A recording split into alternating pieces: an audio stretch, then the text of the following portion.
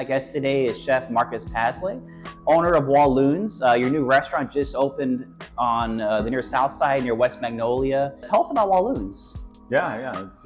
We've been open about 10 days now. We're on the corner of Magnolia and Hemphill. It's been a lot of fun so far. It's a pretty cool shop. We're excited about it. Yeah, where does the name come from?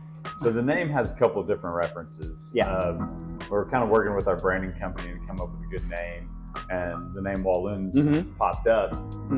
And their reference to it was Wallonia, which is a place in Belgium on the border of France. And the people there are Walloons. Okay. And they're French speaking, but they're not French. So that place has a very French undertone, without actually being French. Kind of in the way that New Orleans has a French undertone, but it's not French itself. And we feel like that represents the restaurant pretty well, because there is a French undertone, but it's definitely not a French restaurant.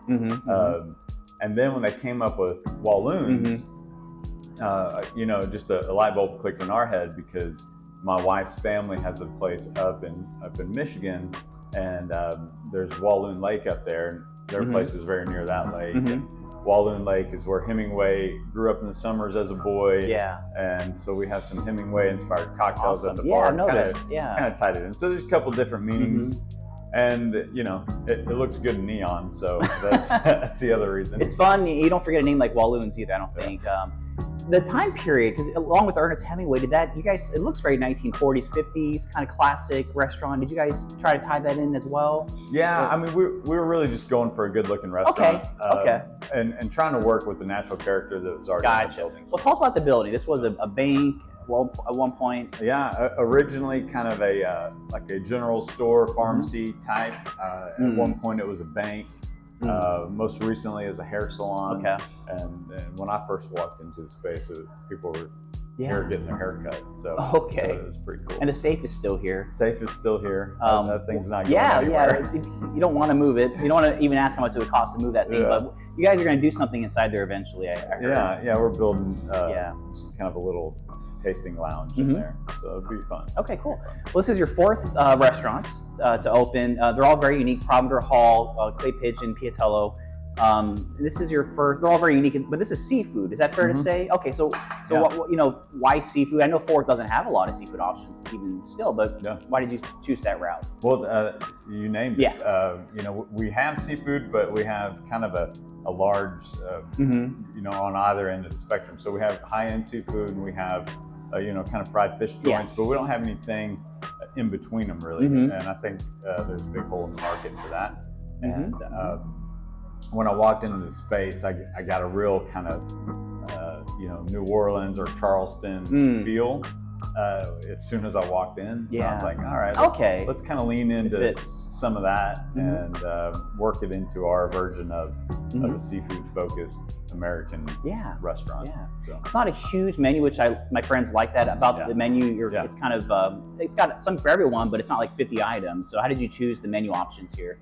Well, Chef Scott and I, both started a big master list, starting, just sketching down every idea we had, and huge list. And then we, over the course of several months, started whittling our way through that, narrowing it down, trying to have a diverse enough menu that there's something for everybody, and making sure that it's all good. So, so when it finally made the cut to hit the real menu, there was some thought that went into it, right? Okay, plug a few items that are kind of your favorite, maybe some that are maybe more unique or not. It's up to you, but what are some of your favorite ones so far? Well, we have a big raw bar, and I'm a sucker for raw oysters, and we do all cold water oysters, so everything from East Coast, Massachusetts, that area, and then up in Canada, PEI and all that. So a lot of really high quality cold water oysters is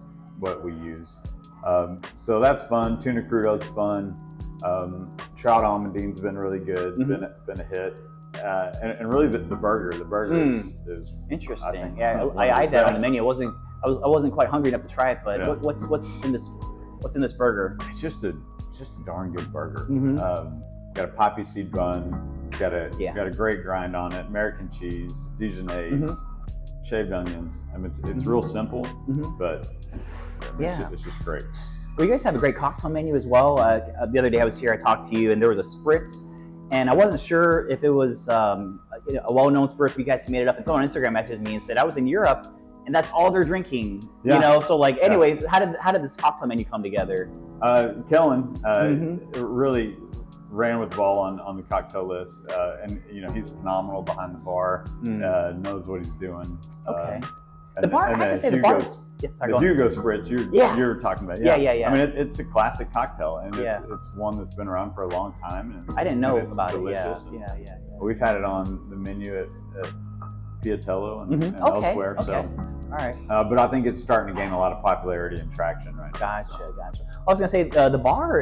It takes up a good portion of the restaurant. It's quite a statement piece. So the cocktails are not an afterthought. This is a place to come for a drink. Yeah, it's a beautiful bar. Yeah. And the bar was very intentional. Okay. I mean, we really want it to be a neighborhood restaurant where people come and walk in and hang out. And in order to do that, you need a big bar. It's not an afterthought. I mean, when people come, they'll see what I mean. It's right in the middle of the restaurant. Yeah, you got a big horseshoe. You got to walk around it to get to your seat. Right. Yeah, it was very intentional to devote the amount of square feet we did to the bar. I mean, it takes up almost half the restaurant. Okay, cool. And final thoughts, how does it feel to be in the near South Side? You've been kind of everywhere else around here, but now you're in the heart of this kind of really cultural hotspot. Well, we love it. Yeah. We love the neighborhood. We love the vibe. We think the restaurant fits well here. We're excited about it. It's been an area that we've looked at for 10 years and always kind of thought about being in. But the parking was kind of always a big hurdle for us to get over, so we never did. Interesting. But since we have a big parking garage here and we validate our guest parking, it's free to the guests to park and come eat good here. To know. Okay, cool. So that was kind of a big win, and really the straw broke the camel's back in getting us pushed into the South Side. Which is great. And this corner, there's several things opening up on this corner of West Magnolia right now, I know as well. So lot to come. So, yeah, we're excited. Okay. So follow Walloon's on Instagram, Walloon's Restaurant, one word. I looked it up, double check, and I mean, you're just a really well-known, successful chef. People say amazing things about you and your food. So congratulations on your fourth installment here in Fort Worth. Thank you. I appreciate it. Yeah. Thanks for your time. Of course. Anytime. All right. Yeah.